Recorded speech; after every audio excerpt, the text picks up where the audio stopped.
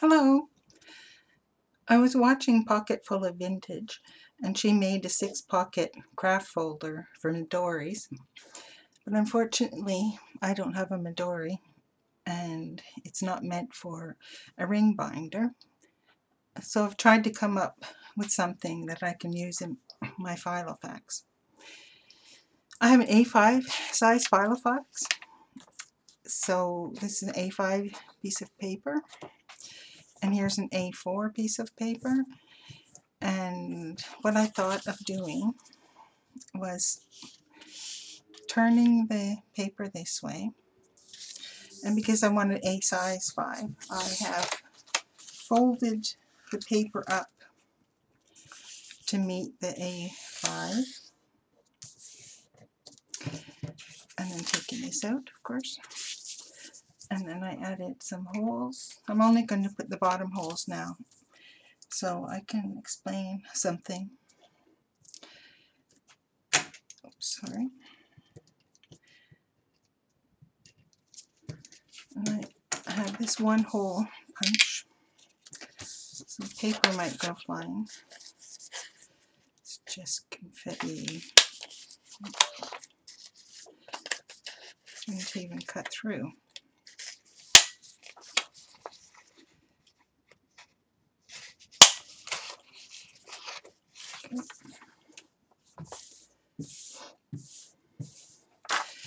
Now, you have to make a decision if you're going to make one of these, of how you're going to close this edge, because of course it's going to be with your rings on it. You can leave it open, you can glue down between here, or you can tuck this in and miss all the holes, or you could even cut along the bottom and then straight up. Then you turn your paper this way, you place your A5 on your whole edge, but you're going to have to think about whether you want to fit A5 pieces of paper inside your pocket, because if you do, then you're going to have to put your sample page outside of the holes, because otherwise you won't be able to fit it in. But one problem with that is going to be that this edge is going to stick out further than your A5 pieces of paper. Or then you put it over right to the edge, and once it's in your binder, it will be the same size as your papers. Or if you're not going to be putting A5 pieces of paper in there like this anyway, you could fold it wherever you want, so you could have a bigger pocket here, because these won't be very big. But for my example, I'm just going to fold it over like this, so it's A5 size. Then, if you want this tiny kind of pocket, you can glue along this edge. But if you want it open, then you have a choice of putting tape here, or gluing it, or like in the Pocket Full of Vintage, she also suggested, a second, I'm going to get one I made already. Oops, my show notes.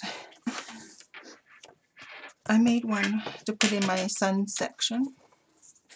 She suggested putting a piece of, sorry, I should have had this out. Putting a piece of card here, so it's closed and it takes up, sorry, so you have more space to put things in. So I made this kind to put in my son's section, as I said, and I left this open because I thought it would be easier to slide things in.